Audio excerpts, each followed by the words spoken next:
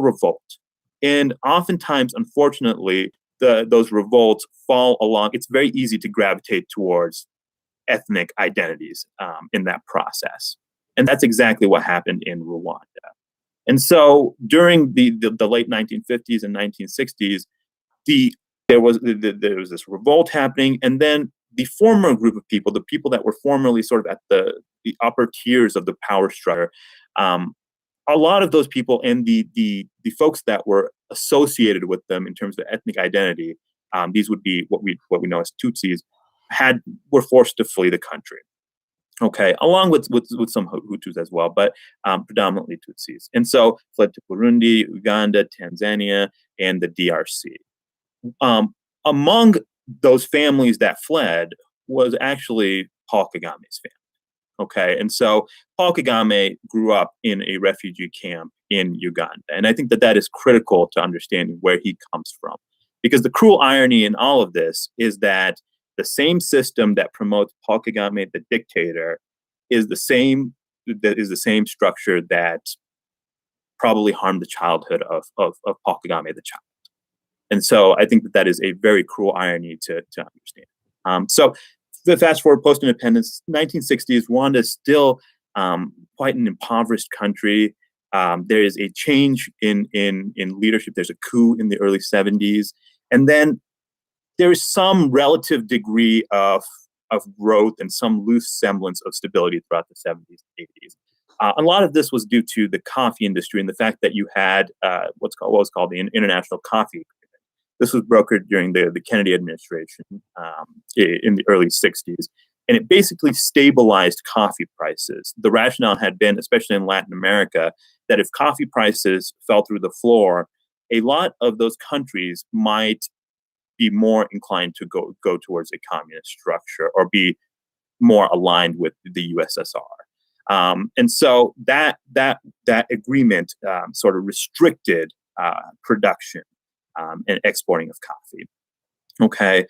And so during that time, there was also aid dollars that flowed into Rwanda, and there was a lot of corruption that occurred during that time. And aid projects and the surplus money from coffee exports were not put to good use. They were instead used to fill the pockets of people close to the production, which is the case in many unfortunate situations throughout the world. Okay.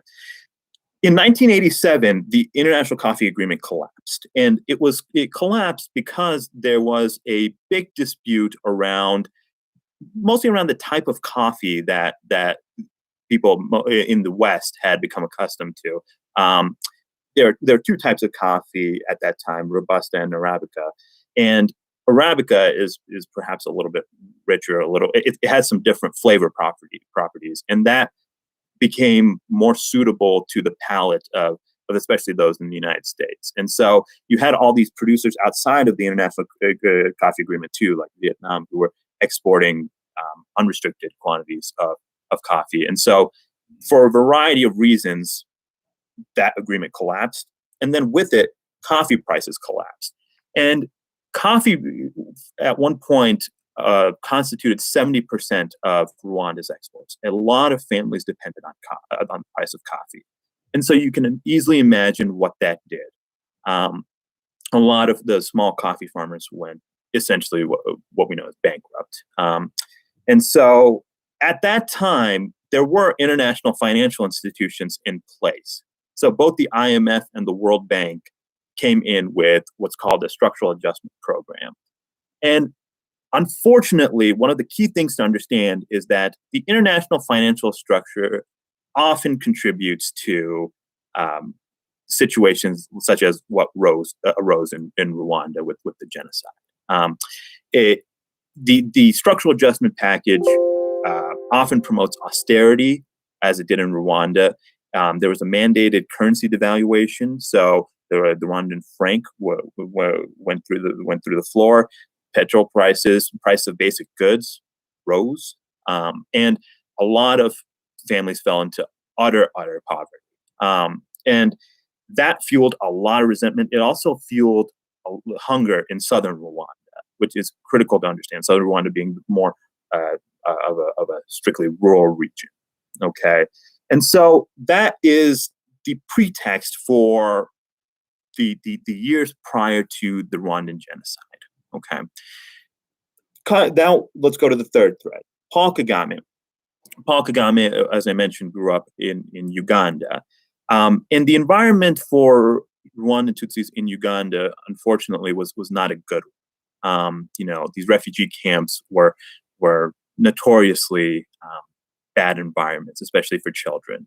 And even in his biography, Paul Kagame mentions it. He says there was very limited scope for upward mobility or something to that effect. And so in that environment, there was sort of a gravitation towards how can we rise amongst those in those refugee camps. And with Milton Obote in Uganda, there was a lot of discrimination, and there weren't those opportunities. Subsequently, Idi Amin came into power, and while he most certainly did not really care about the plight of Rwandan Tutsis, he did, during that time, some of them were able to work for Ugandan farms. Some of them were involved, unfortunately, in the brutal intelligence operations as well, carried out by Idi Amin. But there was certainly some social and economic growth that occurred amongst this population. From there, Paul Kagame sort of formed new relationships and formed a relationship with Yoweri Museveni. And that is a critical relationship to understand. So after Idi Amin fell, Obote came back into power and immediately identified the Rwandan Tutsi population as one that had been more affiliated with Idi Amin and imposed restrictions on them and, essentially returned them to much of their plight that they had prior to the years of Idi Amin. And with that, there was a lot of resentment brewing in Uganda about misrule and corruption. Western countries were, of course, involved in Uganda throughout all of this time, and a very similar state of affairs was present with aid, etc., and the misuse of aid and the corruption involved in aid. And Yoweri Museveni identified the Rwandan Tutsi population as a population that would be beneficial for him during essentially a rebellion. And so Museveni came into power in the 80s, and with him, Paul Kagame came into power. And very quickly rose through the ranks. At one point, he became the acting chief of military intelligence, which is very important to understand because you can go back to much of what he does today can kind of comes from the mind of an intelligence chief or a spy chief, and his paranoia and the way that he views the world around. I think we need to underscore that part. It's important for people to understand there's the background of Paul Kagame as a refugee in Uganda, but then there's also the Kagame, the privileged guy who is basically at the top of Uganda's leadership when the RPF, or the Rwandan Patriotic Front, which was a Tutsi rebellion movement going up against a predominantly Hutu government, how basically he went from, how the song goes, started from the bottom, now we're here. He started from the bottom as a refugee, but he rose to the very top in a brutal way, by the way, with Museveni's war in Uganda.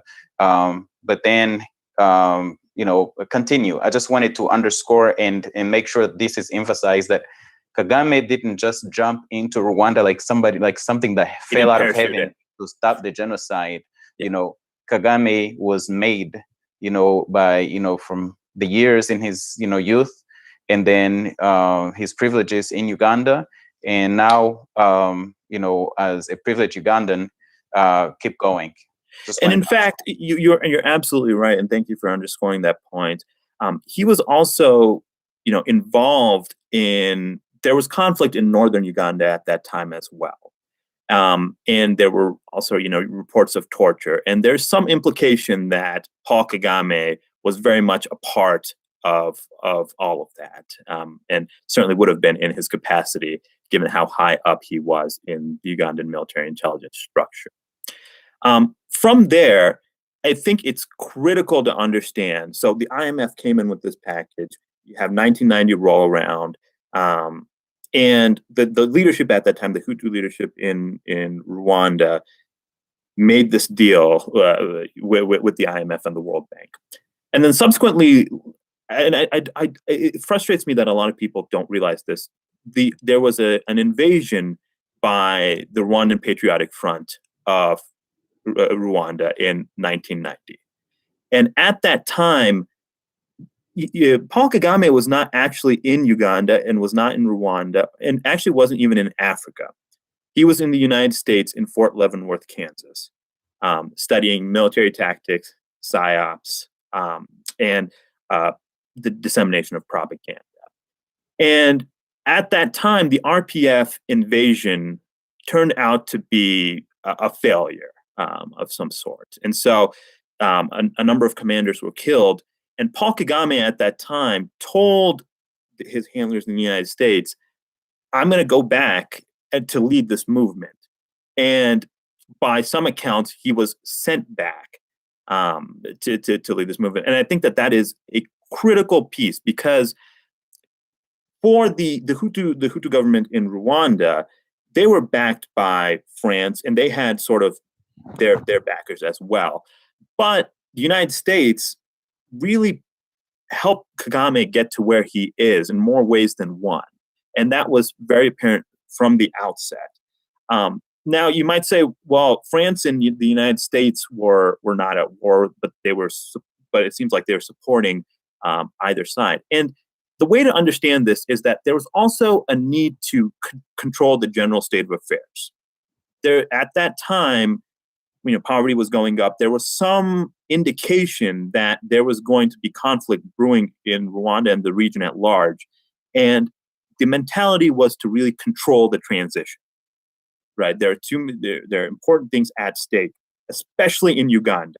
The rise of Paul Kagame, I think the evidence states this very clearly, is actually not all that much related to Rwanda. It was really related to Western policy in Uganda, and this idea that they had to back Museveni at all costs. It did not matter how many people he killed. It did not matter how corrupt he was. They found him to be a stable strategic ally in that region, and they stuck by him through everything. This included, even though they knew that arms were being passed from Uganda to the RPF, in 1991, the United States made a huge arms sale to Uganda.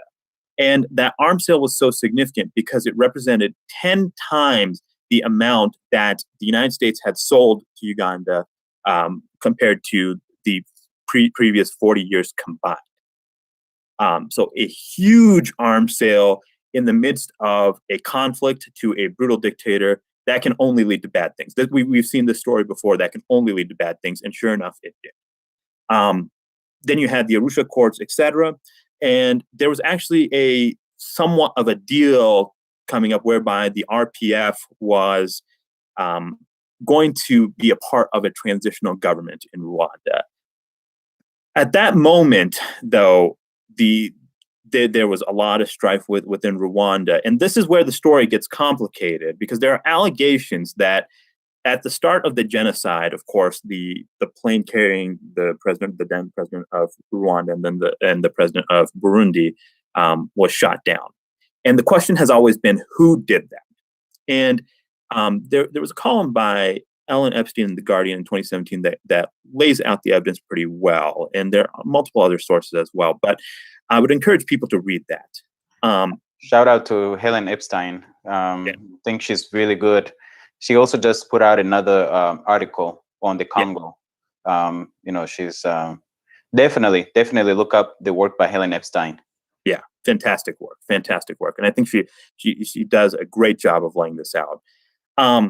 There is substantial suspicion that the planes might have been shot down by the RPF. And that has to do with the missiles that were involved.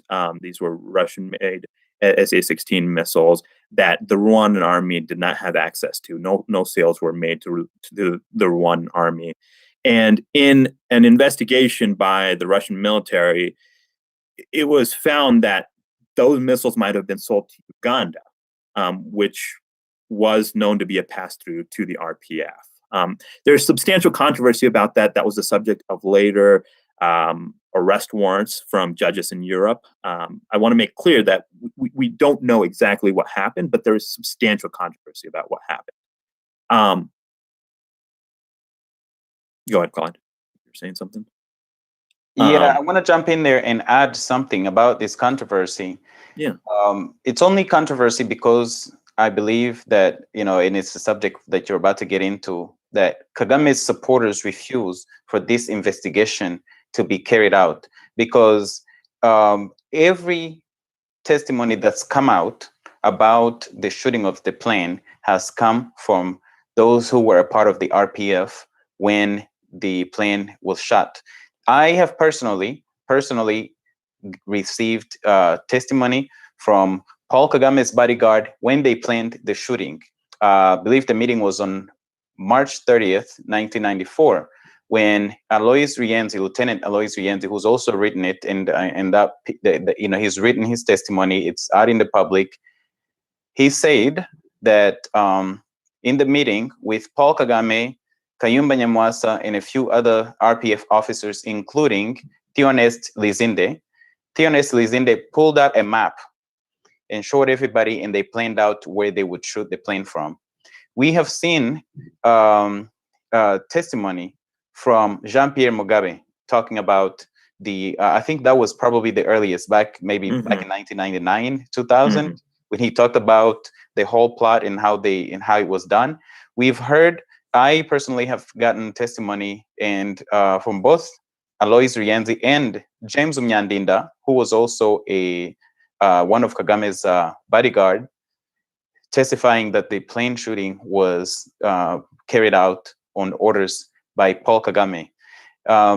In addition, the book that just came out, Do Not Disturb, by Michaela Wrong, talks about how Patrick Karegeya, who eventually becomes Paul Kagame's, and I think we're going to talk about him too, because he was running the Congo desk when they were looting, or they still are looting and plundering the Congo.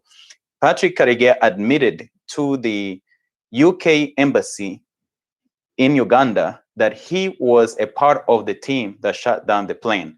So there's plenty of testimony from people, coming out of the ranks of the RPF.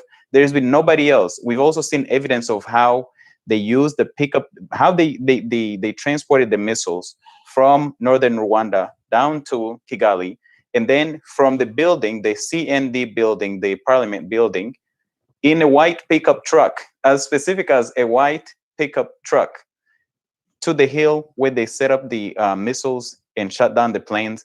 And they also knew the American ambassador to Rwanda, Robert Flatten, had already told Kagame and Habyarimana, the previous president, that if any act of violence like that takes place, there's going to be mass murder. So I just wanted to make sure that this is also out there.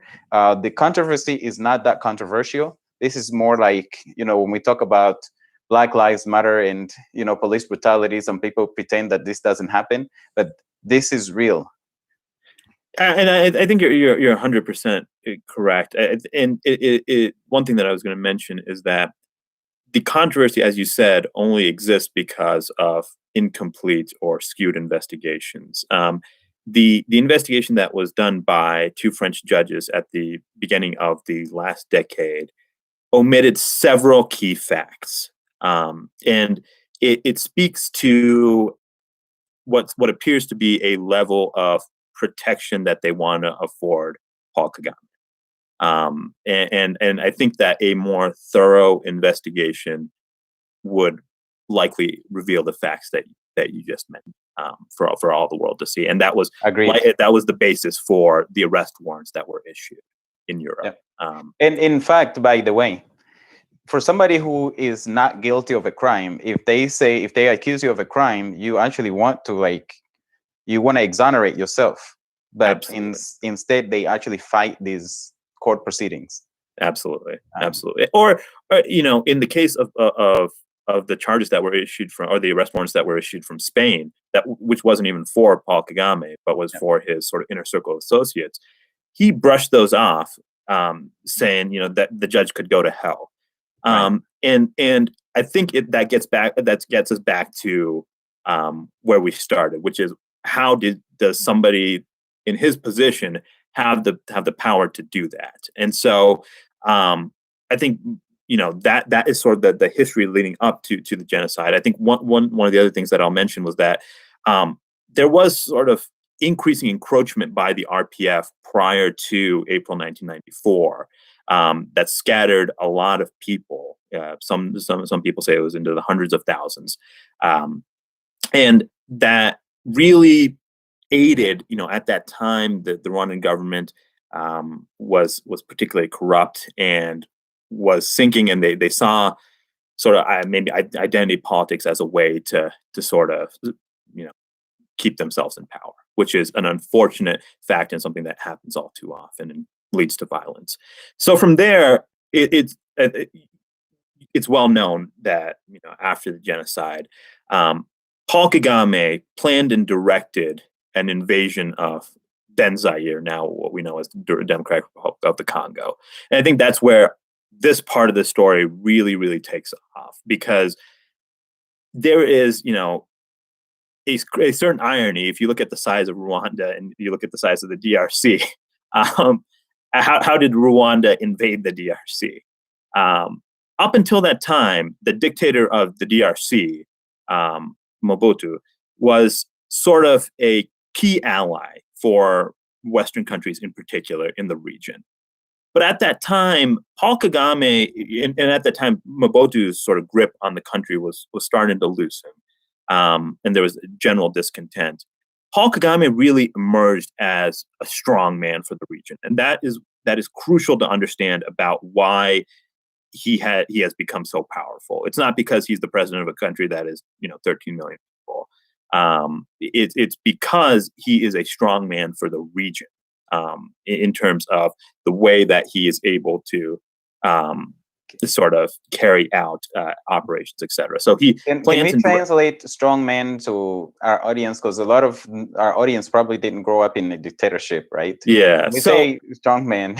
So he has complete control over the military, which is a very key element of this. When you identify a particular autocrat or dictator that you want to be your point person for a region, you want to look for a couple things. You want them to have complete control, which Paul Kagame established. You want them to be efficient in terms of how they carry out intelligence operations and military operations. And unfortunately, Paul Kagame has proven himself to be extremely efficient. And the third thing is that you want him placed in a region that is of strategic importance. The eastern portion of the DRC is a very, very important region from a strategic perspective. And that's critical to understand. The minerals that are there that's trillions of dollars worth of minerals. The gold belt is there, the copper belt. There's now lithium there, and then it abuts what we know as the diamond belt as well. And so it seems like every strategic mineral that comes up at every era, in the 60s and 70s and 80s and 90s and 2000s and 2010s, and now in the 2020s, lithium. Right, in the 2000s and 2010s, it was, coltan and gold. Gold is still a big thing now. Yeah, but Congo just has it. They just have it. They just have it. And they have also, I think it's worth mentioning, they have the farmland to be able to feed upwards of 1 billion people. This is not a country that should be impoverished and have 22 people facing acute hunger. And have this much conflict. So that it is a very resource-rich country. So Kagame really emerges as sort of a strongman stabilizer for the region. And that is his importance, and that is the role that he plays. You want, as consumption increased, and this was particularly important because at the turn of the century, at the turn of the millennium, there were more electronic devices being put into people's hands. There was more emphasis on technology-oriented consumption, right? And that exactly, and that led to a coltan shortage in 2000 and 2001. At that time, it was because armed groups were being funded through coltan mining as well. At that time, it was illegal to source DRC coltan. But from confidential mining primers that we've seen from the United States State Department, they have said that they had knowledge that international companies sourced DRC coltan through both Uganda and Rwanda, and so that is your motive right there. If you can think about it, how many hundreds of thousands to how many millions of people died to put these things in our hands. And when we needed those minerals, we chose to back a man like Paul Kagame because he would assure our supply lines. And that is what makes him uniquely powerful. Yeah, and just to give the audience a sense, between 1997, if I read the reports, a lot of the not only the UN reports but other reports that show the export of minerals, and this is any minerals that you cannot find in Rwanda's soil. I mean, the spike was enormous. It was enormous in the late 90s, the early 2000s, and all of a sudden you had coltan coming from Rwanda when there's a shortage, when the world needs coltan. Yeah, they went and got it. Yeah, despite how many people were killed, and you had it in Uganda. Yeah, and so that is, I think, a crucial element of this story and of Paul Kagame's story. So let's emphasize the role of consumers, us, and the people who are watching this. As a part of, because you just touched on it a little bit. Every one of us wanted these electronics, and here we are consuming things, not unaware that millions of people are being killed in order to access, these things. Talk about, the importance of consumers in this whole thing, and why we also are a part of why Kagame is as powerful as he is. Yeah. And so I think a lot of Paul Kagame's ego rests on his power. And the reason why he is this powerful is because we need what he provides, or we think we need what he provides, which is these minerals that make up our phones, not only phones, jewelry, pieces of car battery. And now as we're moving towards a renewable energy transition, batteries. And so there are a number of applications for what we get from the DRC and the region at large. This is not a story that's unique to the DRC, by the way. If you look at West Africa, for instance, and what's gone on in Mali, where there has been a military coup, and the presence there from both the United States and France. Barrick Gold is who's doing the gold mining in Mali. Okay. And the DRC. Yes. And in many places around the world. In many very vulnerable places around the world. It's essentially the same players. And so you have to understand that this is not a story about the DRC or Rwanda. This is about a power structure that really rewards people like Paul Kagame because he keeps the minerals flowing. Now, as consumers, that we eventually need to make a choice, right? Are we going to continue to accept the deaths of millions of people for minerals that we perceive to be, so important that we can't live without them? Or are we going to demand and actually say demand a supply chain that is rid of these conflict minerals? Now, many people say that is difficult to ensure. There are difficulties to ensure it, but we've put a man on the moon. I think we can, there are things that can be done to assure that these minerals are safe, especially because along the way, as minerals were smuggled out of the Congo in particular, we have an idea of who is doing the smuggling, who the main players are. and they are still at large. If you think about where, for example, a lot of the gold goes from the Congo, and we've seen in later years huge discrepancies in the export numbers provided by Rwanda for gold versus the import tickets for Rwandan gold that have been published by the UAE for gold taken to Dubai. We see a lot of those minerals increasingly going to the Emirate of Dubai. And that should be very concerning, because at that point, Dubai's gold market is amongst the biggest in the world, provides about 20% of their trading in gold is about 20% of Dubai's GDP. And if you think about how rich the Emirates is in general, that should be a shocking number. So let's talk to the people watching, those who are wearing necklaces and gold watches and bracelets and things like that, about what we are actually paying for. A part of the price that people are paying in order for us to have these things. Right. So and what it really is the purpose of gold. That also might help. So gold has an application in electronics, but a lot of the gold is actually used for jewelry and for a means of transferring wealth that is not as susceptible to currency shocks. So a lot of the gold that is taken out from different parts of Africa and illegally smuggled out ends up becoming jewelry. And so for people watching and consumers out there, I think that this is something that we need to emphasize. People adorn their bodies with gold that is basically taken from, but that is based off the blood of children. Okay, and unless we can fight back against that, it's as simple as that. The gold that is coming out of the Congo has caused millions of children to die. Okay, the gold, the other minerals as well.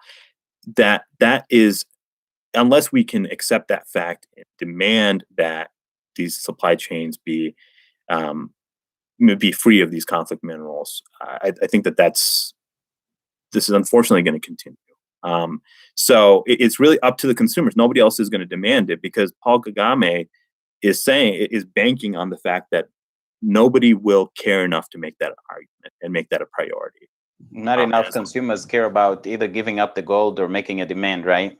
Exactly. And that is where a lot of his power comes from. As long as he keeps the minerals flowing, he knows that countries will the powers that be in the world will sort of rush to support and aid him. And so that is really where his strength comes from. And I think, in particular, his involvement in North Kivu and South Kivu, which are in the eastern part of the Democratic Republic of the Congo, we have to understand that in those areas, Paul Kagame is particularly strong, and the intelligence forces are sort of directed by Kigali. The main buying houses at one point, the smuggling routes kind of go through Rwanda. There's been increasing competition between Rwanda and Uganda over minerals from the DRC, over who can get richer, and that's sort of the basis for some of the fallout between Museveni and Kagame. But that we have to understand his strength in those areas, and that he sort of controls a lot of the day-to-day life in those areas. Not only there, but also in Katanga, which is a very rich copper belt. You had enormous Western companies going in, as well as an Australian company. I think Anvil was there, but you had First Quantum, Freeport, McMoran, some of the big mining players in the world were doing business in Katanga and North and South Kivu. But now you see this. Now there's a huge lithium push there as well, a huge lithium mine called the Monono project. And so that is led by a Perth-based company. It's a company based out of Australia called AZV Minerals. But that could be the biggest source of non-brine lithium in the world. And if you think about the strategic importance of lithium coming out, my fear is that we might actually worsen the problem through the increased demand that we're seeing. And so that is something that we need to, the consumers are really the the only ones that can solve this. Because if you think about consumers and taxpayers, no leadership institution around the world has taken this problem on. It's been going on for more than 20 years, and they will never take this on unless they're pushed to do so by consumers. There's been maybe some some pushes through the Dodd-Frank Act in the United States, and sort of for diamonds in particular, there was a Kimberley process, et cetera. But we know that there have been giant holes in those processes, and that unfortunately problems have continued. And so it's going to take a significant push to solve this, and that can really only come from consumers. And in terms of what people can do, right? When was the last time that anyone in the audience wrote their congressman about something like this, or wrote their representative here in Europe, or wrote your member of parliament? Right. There are practical steps. You'd be surprised what a hearing from 100 people will do to represent smile. And I think unless we try doing that, I would like to talk about that. But just want to. I think it'd be remiss. You just talked about the Perth-based company. I forget the mining. AZV the Minerals. name of it. Easy. Or AVZ Minerals. AVZ Minerals. Yeah. And it's amazing how many, when you look at the Congo, how many mining companies are exploiting the Congo that are based either in Australia, which you never hear about, or Canada. Yeah. These are the worst. When you think of some of these multinationals, some of the worst ones come from, these places. In a sense, the more I thought about it, leading up to this conversation, it's not that surprising when you look at what Canada has done to the indigenous population in Canada. And lax laws. I mean, lax oversight laws, lax disclosure laws. I mean, it's really made for a perfect storm. And you're right. If at one point too, in 2013 or so, there's sort of a survey done, and 75% of the mining companies were based in Canada. Yeah. So, in the mining industry in Canada, on Canadian citizens themselves is exploitative. It exploits the miners in horrible ways. Safety measures and everything. So when you think about exporting, and given last week we got the verdict on Derek Chauvin, given basically the lack of Black Lives Mattering, in these countries, it's not surprising that the big, exploiters are also some of the ones that are, some of the some of the places where, as much as they're polite, they're nice and all of that, but they're really brutal. And I've seen in cases where you talk about things like this, you talk about those companies, and they actually bring lawsuits, except a lot of times they stop them because they know they probably won't win, and they may get exposed to the public. But I just wanted to point out that these multinational companies are all over the world, but there's so many of them that are based in Canada and Australia. Yeah, and they're supported by an international finance system too, right? Because if you look at some of the big backers, there are Chinese investors involved in AVZ Minerals. There are also there's a JP Morgan Chase, there's BNP Paribas, Citigroup as well, and so you see some of the same players that you always see. And so that gets us to the other aspect of this, which many people think that this is a problem that I have no control over, or that even, the representatives, the public representatives in sort of Western countries have said, well, it's a tough problem to solve. One of the things that they could do right away is crack down on the banking system. And that's one thing that they have not done, despite the fact that we know through releases like the FinCEN papers that that conflict gold resulted in the flow of money in places like Dubai. And so, the importance of sort of the de facto leader, the ruler of the UAE, Mohammed bin Zayed, and then the Emir of Dubai, Mohammed bin Rashid, is such that in a few years ago, the United States had a very compelling case against the Kalori Jewelry, which is a huge jewelry group based out of Dubai. Yeah. And at that time, despite having such overwhelming evidence, the United States, because of political considerations, refused to act. And so these representatives, they can and should act. Remember, for all the viewers out there, these are things that are being done in your name, right?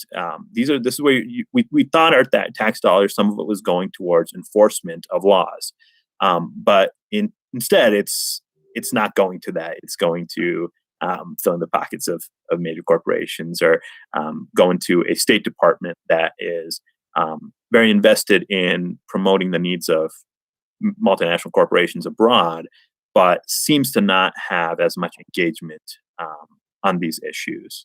Yeah, and to actually give a picture to the global audience, if the US can go after FIFA's, which is the biggest basically sporting organization, they run football or soccer all over the world. If they can go after them for international money laundering, they surely can go after somebody like Kagame and other players, and banks, American banks, for example. You talked about JP Morgan Chase.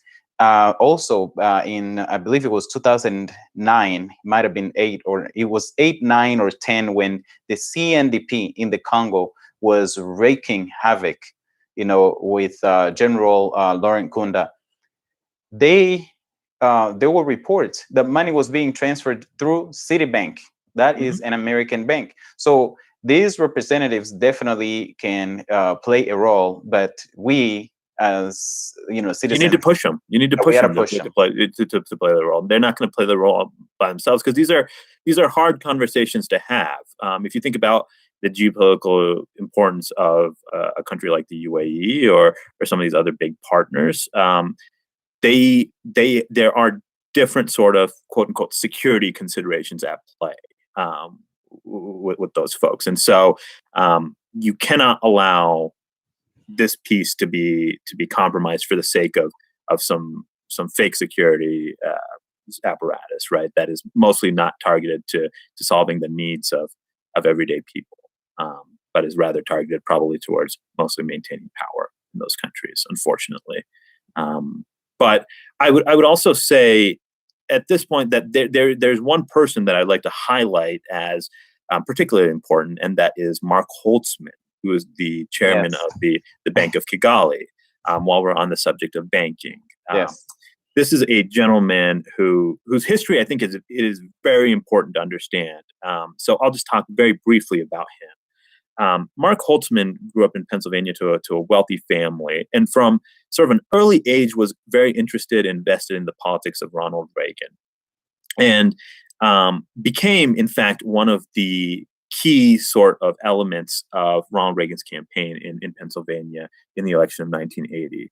Subsequently, he became the executive director of an organization called Citizens for America, which was an organization that was basically there to promote the economic and defense agenda of Ronald Reagan, which can be summed up in 3 words: deregulation, intervention, exploitation. Okay, so that was their agenda, and in fact, in 1985, shortly the actual conference happened after Mark Holtzman resigned as executive director, but there was a conference in Angola with a particularly brutal U.S.-backed group, UNITA, and various other rebel groups throughout the globe, representatives from Contras and Nicaragua. In the UNITA, led by Jonas Savimbi, was backed, in a similar way that Kagame has invaded the Congo by South Africa and the United States. The apartheid South Africa, the US, and Mobutu, who was the yesteryear's Paul Kagame of the region. Exactly. Now Kagame has replaced him. Yeah. So that is Mark Holtzman's background, and so afterwards he ran for election for Congress in Pennsylvania, got beaten quite badly, and then went into finance, particularly in Eastern Europe. And as part of that, there were some allegations. He had gotten a grant from a U.S. government-funded program for this boutique investment firm in Eastern Europe, and there were some allegations of sort of financial mispropriety. And while they were never solidly investigated, I think that is important to understand that this guy has a little bit of a checkered past. For people that are from Colorado in the United States, we know Mark Holtzman quite well, because he was the president of the University of Denver and subsequently ran for governor in Colorado. And that, I think, is important because as part of that, he said some awful and untrue things about undocumented immigrants. So this is not somebody that cares about people in general.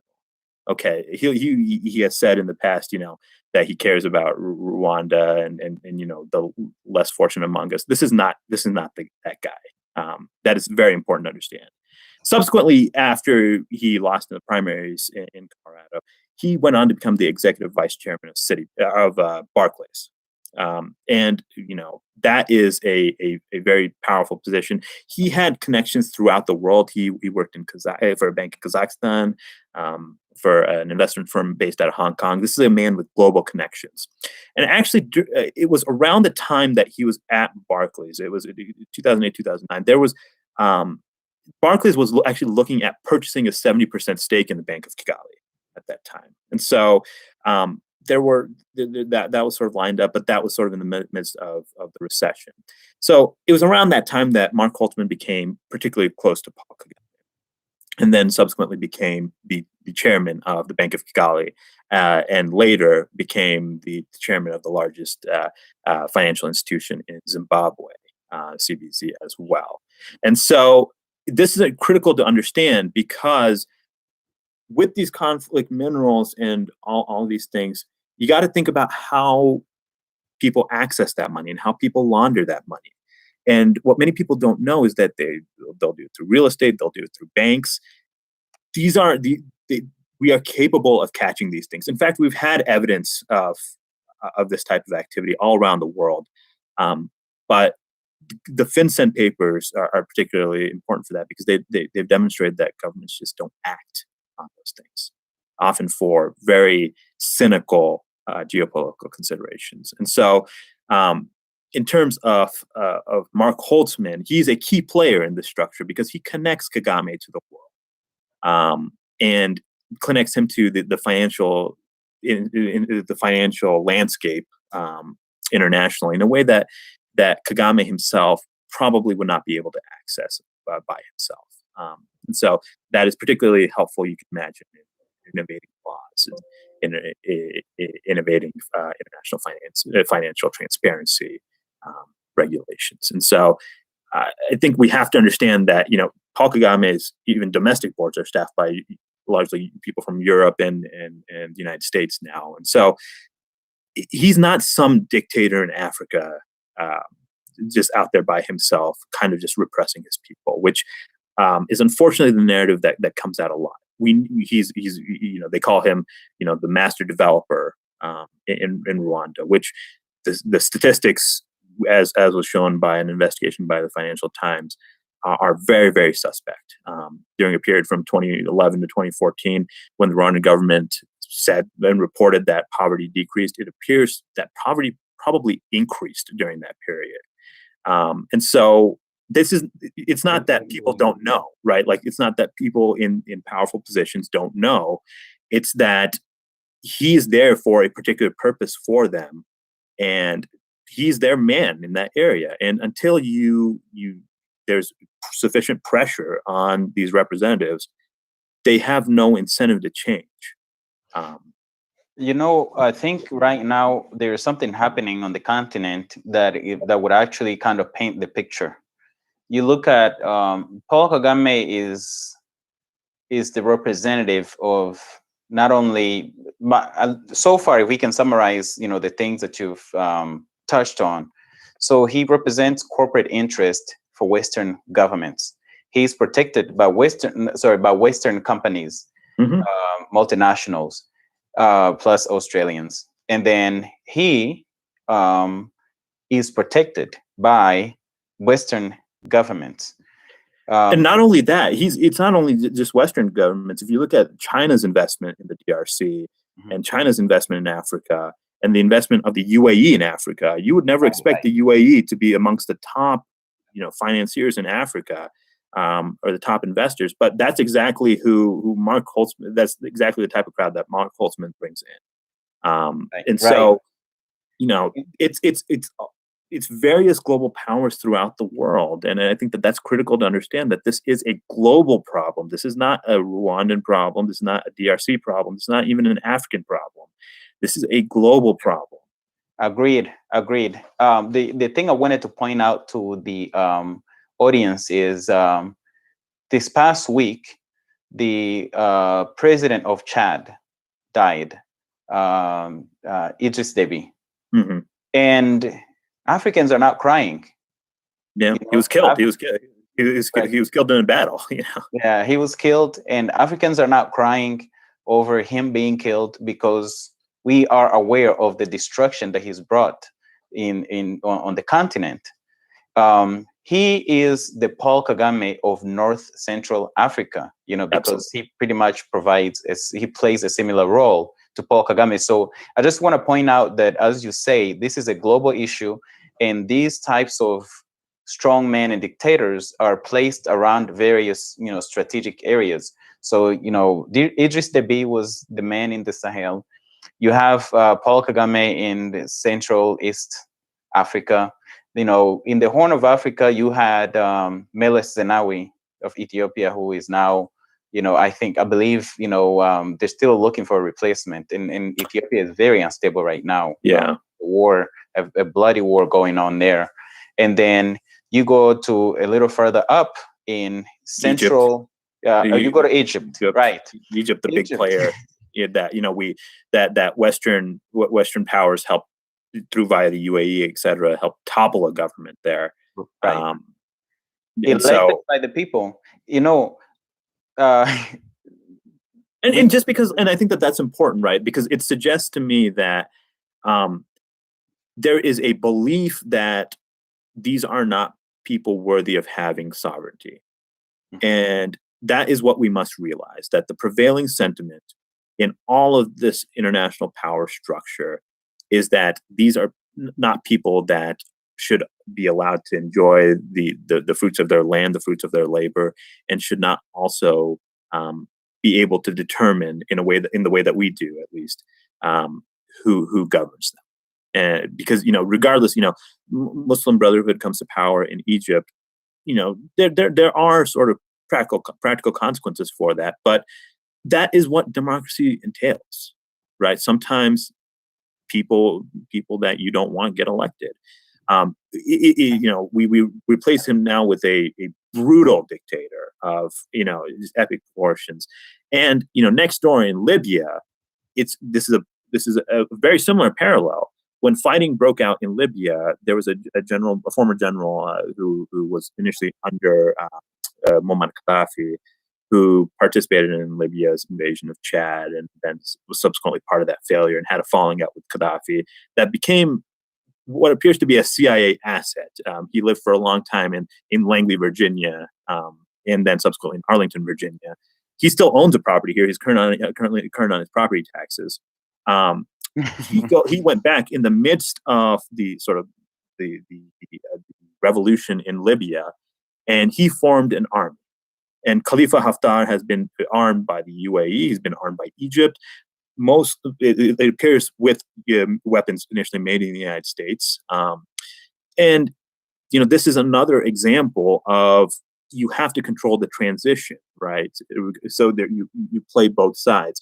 In the case of Idris Deby, the sad thing that has happened in that part of Africa is, of course, the rise of Boko Haram, right? And Boko Haram rose out of very similar circumstances to multiple armed groups in the Congo, right? Which is, if in that case, there was more drought, food shortage, but if people are impoverished and people are being treated badly, unfortunately, these types of armed groups start to become appealing.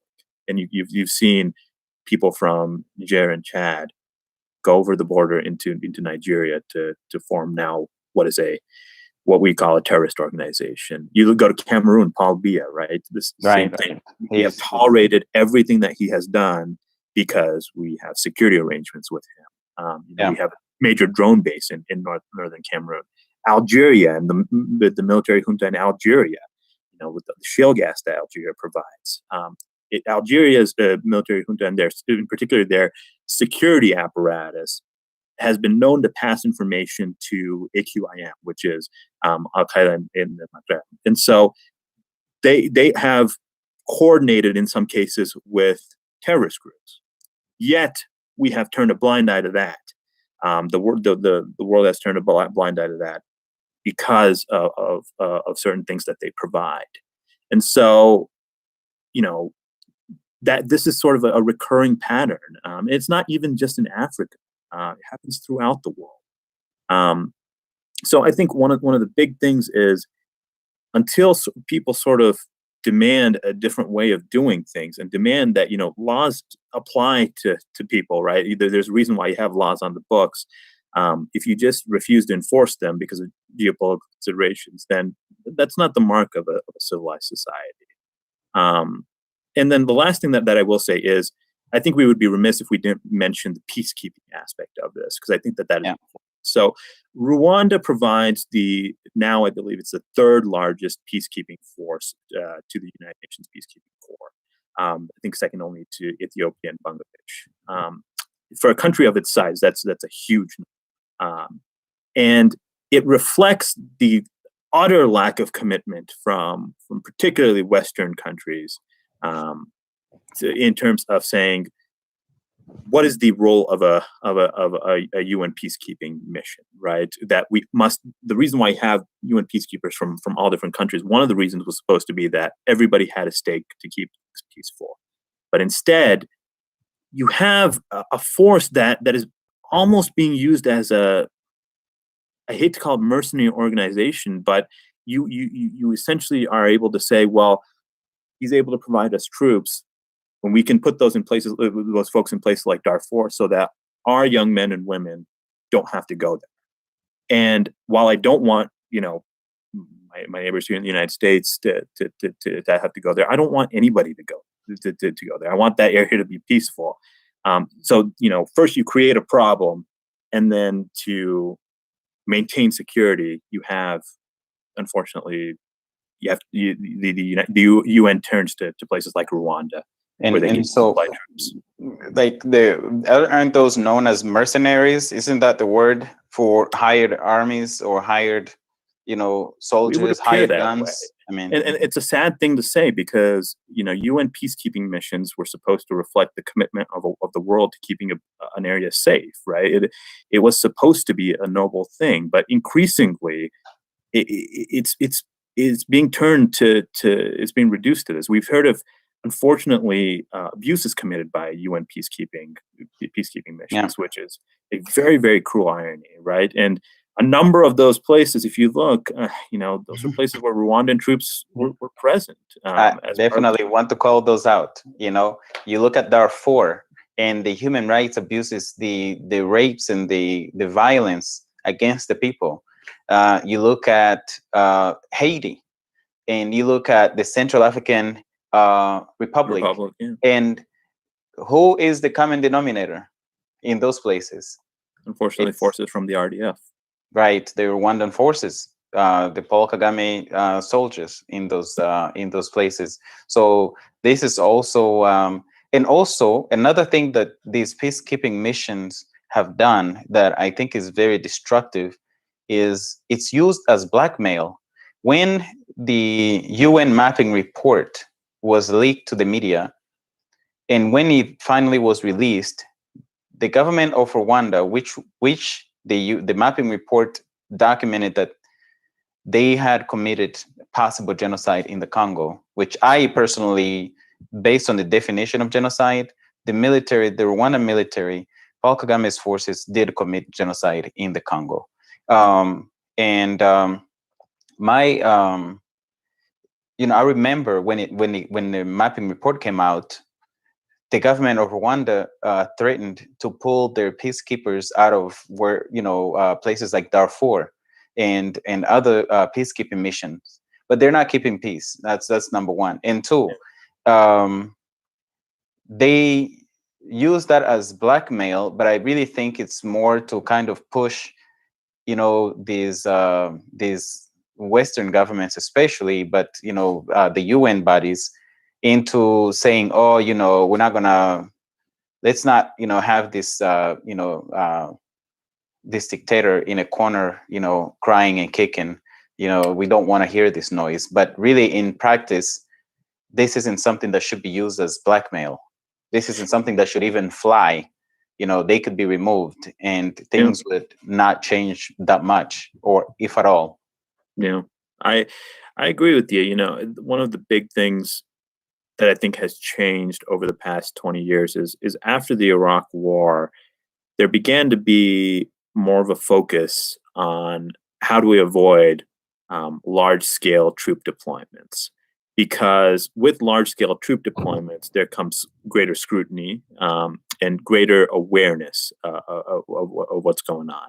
So, largely now, there are unmanned missions, there are covert operations, and basically you empower um, other forces to do your bidding in those areas. And unfortunately, we see a lot of the third category, which results in which means we basically end up sacrificing the local population to to suit our geopolitical or strategic needs. And if this will not change unless people pressure their representation. So, That's unfortunately the fact. well, let's talk about that. Pressuring representation and pressuring governments, especially Western governments, the places where like the U.S., in the U.K. and others, where there is a path and a way to actually push. And maybe a good way to get into this conversation is, we've talked a lot about the UAE, we've talked a lot about Dubai. One of the things that happened recently that connects the US, Dubai, and Rwanda was the kidnapping of Paul Rusesabagina, Yeah. who most people who know Rwanda probably know Rwanda because of the film Hotel Rwanda. Most people cannot even find Rwanda on the map. Most people don't know that Kagame is a real, if you're like an English speaker and you see Kagame, you probably think it's a game, some type of a game. But Hotel Rwanda was really the thing that put Rwanda on the global map. And the person, the real life hero of that film is Paul Rusesabagina. The actor was Dan Chiro. And Paul Rusesabagina he was tricked from leaving his home in the US to Dubai, and from Dubai, he was tricked and abducted to Rwanda, and today is facing charges in Rwanda.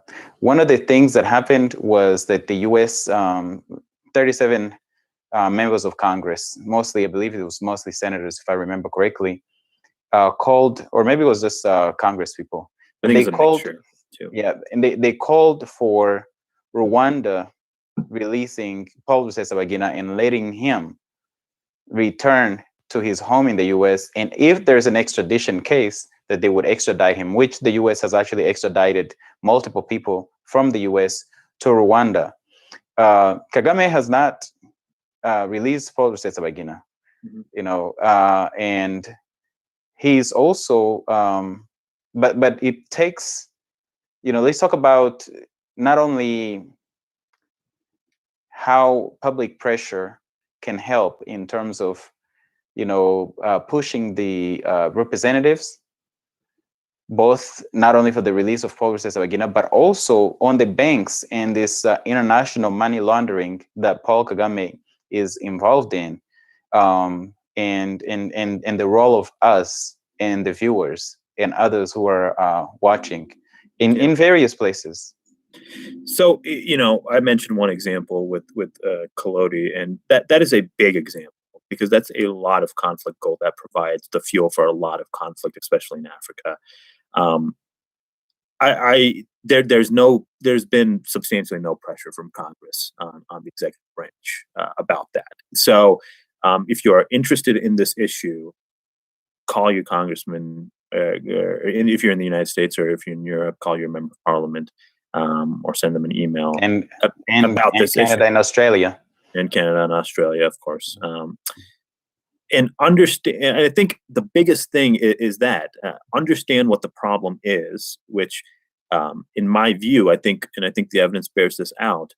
It's because we have a structure that's mostly geared towards the interests of major corporations, that we sometimes occasionally benefit from in the form of phones, etc.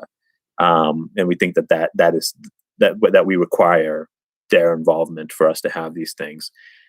But you have to pressure your direct representatives to pressure the executive of the country to take action on these items, because the evidence is there. I mean, they know that it's happening. They have the evidence for Collodi, for instance, and it's been well documented. But there's substantially no movement in Congress from that, in the United States especially. And so that be specific about the instances that you're talking about. Just saying we need more regulation generally is, they've heard that all before. I think it's helpful to be specific about a particular case. But if you called your representative, 100 people calling a single representative about the case of Paul Rusesabagina, for instance, can be pretty powerful in terms of promoting some action. So, and I think the other thing is understand that the circumstances in which he was abducted. Being abducted from Dubai is one of the most heavily surveilled cities in the world, and there has been, in the aftermath of a kidnapping or an abduction or an intelligence operation on your soil.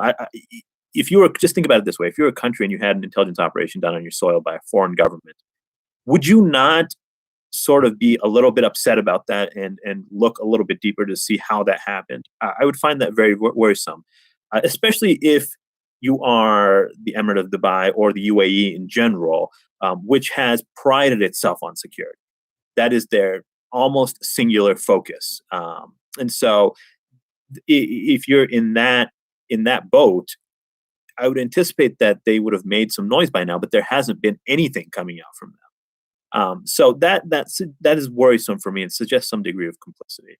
I think the other aspect of this is understand that these folks have powerful business partners. BlackRock, these financial institutions, BlackRock, KKR, they're involved with Abu Dhabi's national oil pipeline company. All of these folks sort of work together, and these relationships transcend boundaries, or national boundaries. And so if you understand things in that context, you'll see that pressuring your direct representative to take action can have an effect, because oftentimes there is something that has been done within your the legal jurisdiction of your country on which you can take action. Right? You just have to press them to do it. If money is flowing through banks that are located in the United States ought to take action and can take action. Same thing for the EU.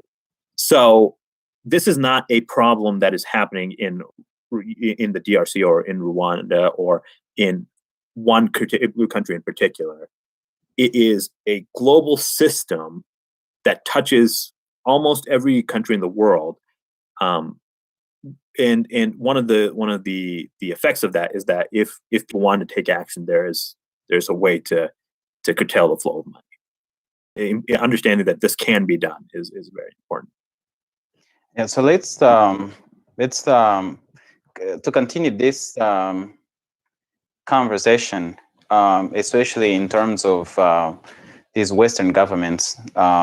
Before I bring up my analogy, there is a couple of things, and this is probably a good time for us to, for me to read the message from our one of our sponsors, Friends of the Congo. They had a forum yesterday that talked about what's happening in Benin. Again, the massacres that are happening in Benin are part of this global, this global context that you're giving. But basically, the statement says many knowledgeable Congolese believe that what is unfolding in Benin is part of the 20-year war of aggression against Congo kicked off by Museveni and Kagame. And the appeal is for justice seeking and peace loving people around the world to shine a light on the atrocities being committed in Benin and support campaigns led by Congolese to bring about peace and justice in Benin and the east of the Congo. A critical path to this peace and justice is bringing the butcher in Kigali to book for his war crimes and crimes against humanity, both in Rwanda and the Congo. That to do that requires, I'm done reading the statement, but for me, doing that requires political will from these various entities around the world. And that's where we all become stakeholders in places where we are. So we've got to think globally and act locally. And I think that's what your local action can have global consequences or global impact. Yeah. And so to bring in the audience into the conversation, we have a request from M. Martanto saying, let's talk about the sponsorship of Kagame and how much billions of dollars he has gained in the last decade and how much death he's left behind. I think we've talked about that a little bit, but we may just highlight in general the support that. I think that there, we talked a little bit about the conflict minerals element. I think the one thing that I would add is aid and the politics of aid. Yes. Rwanda is still a country that is officially dependent on foreign aid. If you look at their official development assistance to gross capital formation ratio, it tends to be 40 to 50%, and that hasn't budged in several years. So that they still receive quite a bit of aid. The question is, in many countries around the world, we see aid packages being given, but not necessarily the impact that we hope to see.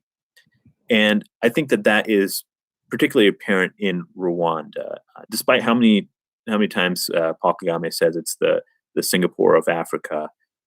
It's not that. There's still quite a bit of poverty despite all of these big aid packages that have been given. And I think aid is unfortunately used increasingly as a political tool. Okay, to sort of buy access, to buy sort of loyalty, and that is a very unfortunate aspect of this system, because the alternative is, Paul Kagame will say, otherwise, a lot of children in Rwanda will starve, and that that is how it's presented, and it's not a binary choice, right? You don't need to feed a dictator to be able to feed children. Yep, I keep hearing that, and my pushback on that claim is when you give a dictator and a war criminal resources, they commit more crimes. They commit more war crimes against the very people, those same people that you're supposedly trying to help. You're trying to help. And so, unfortunately, we have to understand that aid is not given based off of need in the current system, and that's important to understand. If you look at these big aid packages that have been given, they've been given despite the fact that the Rwandan government has repeatedly lied about statistics and has demonstrably lied about them. So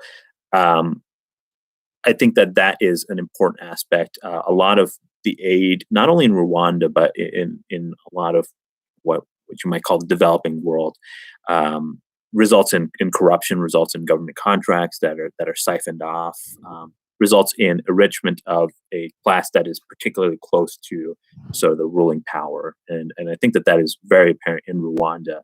Not only that, there are partnerships that have been taking place between people that are very close to Paul Kagame and Western companies. For example, the collaboration on the Kigali City Tower. with Dubai Ports World, and another major investor from Uganda. If you look at the involvement of Hatari Sakoko, somebody that is very close to Paul Kagame and his collaboration, shall we say, with Marriott in Rwanda. So you can't expect, if you keep on feeding the beast, that the beast will somehow go away, right? And so again, I think that's you've emphasized it, and I think this is what we need to continue to emphasize: public pressure. Those who are in the media shine a light on this, and those of us who are, citizens, push these members of Congress, but also I believe the State Department, in the U.S., for example, and these other executive departments that don't necessarily answer the voters necessarily. We have to absolutely we got to raise hell, so that things can change. And there is a quote I like from Frederick Douglass, who is the person that actually inspired me into activism. And he said, power concedes nothing without a struggle. Power concedes nothing without a demand, and it never has, never will. And so we've got to push. And he's also said, where justice is denied, where poverty is enforced, where ignorance prevails, and where any one class is made to feel that society is an organized conspiracy to oppress, rob, and degrade them, neither persons nor property will be safe. And I think the excuse of saying that Kagame, provides this stability and safety is going to, Frederick Douglass, to me, these are words of prophecy, Yeah. And it is also stability and safety for whom? That's the question. And we cannot just have safety and stability for mining companies or mining supply chains and criminal organizations. At some point, things are going to reach a breaking point, as we've seen throughout the world in the past. And I really worry, in a post-Kagame Rwanda, which direction is this headed? Because there are so many unresolved problems, so much unresolved poverty. That's going to be the world is going to have to reckon with that. And it's better that we recognize that now and take action on it before something, like a genocide occurs. Yeah. Yep. And that's going to take us doing some work. That's going to take us doing some work again. One more from Frederick Douglass. It says that those who profess freedom yet depreciate agitation, which is what we must do. We must agitate. So it says, those who profess to favor freedom and yet depreciate agitation are men who want crops without plowing up the ground. They want rain without thunder and lightning. They want the ocean without the awful roar of its many waters. This struggle may be a moral one, or it may be a physical one, or it may be both moral and physical, but it must be a struggle. Power concedes nothing without a demand. It never did, and it never will. And again, it doesn't take a lot. It's not going to be a major inconvenience to those who choose to make a difference in the world, to think globally and act locally. And it's just, I think, to wrap up this conversation, we need to talk about the importance of shining a light on this and really emphasize on it, Madav. But before we do that, I just wanted to bring in the audience a couple more times. We've got Nelson Muhirwa, who's asking, does President Kagame draw his power from the Rwandan masses supposedly behind him, or from Western powers to whom he's been a distinguished ally since the end of the genocide in 1994. I think you've answered the second part. Yeah. The first part is, does he draw any power from Rwandan masses? When we look at this whole global setup. I think that his control over the media in Rwanda is particularly important. His control over the source of information for people in Rwanda has increased the tolerance of a particular group of people for the suffering of their fellow people in Rwanda. This propaganda about we are developing and we are becoming the Singapore of Africa. We're becoming this amazing investment destination. If that's repeated enough times, people they don't have an alternative to that, right? Like they start to believe it. And despite what they're seeing, they start to rationalize that, oh, perhaps it's coming. Perhaps the money is coming. Perhaps the development is coming. It sounds like, my friend somewhere told me that part of town has developed, so this part of town will eventually be developed.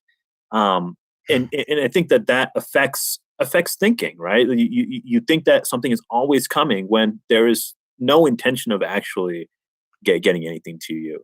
The trick I think that he has done is that, in terms of literacy, etc., there have been some modest gains, but you have to. The trick is if you don't do anything, people are going to revolt very quickly.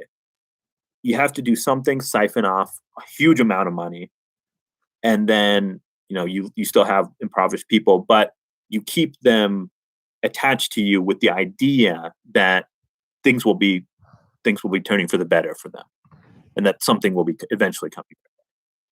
And I think that's what he's been very successful at. He has complete control over the source of information. The statistics that are released by the government, who knows what they're based on? He fixes all of that. But relentless propaganda, I think, has a role. Obviously he needed to rig a presidential election to be able to win. So I don't think his support is. I think we can all say it's likely not 99%, but he claims that he's won the election with 99% of the vote. Yeah. And the kicker for me is that he actually celebrates it after he does it. It's like, man, you give yourself 99% and then you throw a party to celebrate the win. Yeah. But makes me think of why he didn't take the other 1%. I just say you're at 100%. Right. Or why even bother having and then the question is like, why do you even bother having an election? Well, then you get some form of legitimacy, right? People are like, oh, there was an election, but there were election irregularities. But election irregularities, they happen all over the world. And, in the Western world, we've had those some election irregularities as well in the past. And so our tolerance for that, once we see that there is an election in name, kind of goes up. And so, that's I think he has been successful in sort of creating an environment of propaganda and creating enough of I don't want to call it a brand within the country, because people it's people see what's in front of them, but I think that they are so caught up in the illusion that something is coming that I think he's been successful in creating that illusion. So I want to wrap this up with some concluding remarks from you, Madav. It's been great hearing you and learning from you, and just getting to unwrap this international, this global, system that Kagame is a player in, and really when you listen to it closely, he's more of a tool as a part of it. He's just, at some point he may get yanked and removed, but so was apartheid South Africa, as we wrap this up, that basically committed state terrorism against its own citizens. You have, today, Kagame, who goes out and kidnaps people like Paul Rusesabagina internationally from various places, and it's going quietly. But it took public pressure. I can safely say the U.S. the State Department, the Western powers, and the international community did not care. I was about to say did not give a crap about the South African people, but the people around the globe made them care, because, but they didn't make them care, but they pushed them to change. In fact, Nelson Mandela was on the list of terrorists in the US until I believe it was 2009. So there is a formula, there is a way. I just want you to wrap it up with a message to the audience about the fact that this can be done. It's difficult, but it can be done in terms of, what's happening in the Congo today, what's happening in Central Africa today, as a part of this global system, is as important a fight as was the fight in yesteryears, in the fight against apartheid in yesteryears, in previous years. Yeah. My favorite sort of historical political figure in the United States is Robert Kennedy. And when you mentioned South Africa, I always remember a speech that he gave in apartheid South Africa called "A Ripple of Hope." And in it, he said, each time a man or woman casts out and acts against injustice, to paraphrase, he sends forth a tiny ripple of hope. And through those millions of centers of energy, we can strike down even the mightiest walls of oppression. And I think that is particularly true in this case. It's a big problem. It's a global problem. But if enough of us care about the problem, and if enough of us demand change, eventually the change will come. Eventually the change will come. What we cannot do is say, we can't solve that problem anyway. Continue to buy jewelry, continue to consume endlessly, and just say this is the way things are, and some people are meant to suffer. We cannot fall into that trap. So start somewhere. Start with your local representative, and be relentless about it. Yep. As we say, silence is complicity. Silence is violence. And so don't be violent. Don't be complicit. Take action, as small as it is. Look at your jury. Look at, and call your members of Congress, your parliamentarians, and push them to this change. And educate your community. Share this type of knowledge around, so that the world is aware, so that the world knows. The world must know what is happening, so that we can have more and more people taking action, being aware and taking action. And I wanted, with that, Madhav, I wanted to thank you very much for your time today. Madhav Narayan is the co-founder of the Intrepid Citizen. It's a great honor to host you today. Grateful to HMG Studio for the platform and the sponsorship, as well as Friends of the Congo, the African Great Lakes Action Network, AGLAN, which I'm part of, and Black Star News. Thank you all for your sponsorship. And I especially want to thank our audience for your patience, and apologize again for the delays in getting started. Also want to send a message to those who are wanting to silence us, that no matter how many times you hack us, we will continue to have these conversations. We will continue to shine a light on this. And again, our audience is impacted by the delays, but you guys are loyal. Share this conversation. Make sure that the world knows. Thank you very much. Thank you, Madhav. Thank you.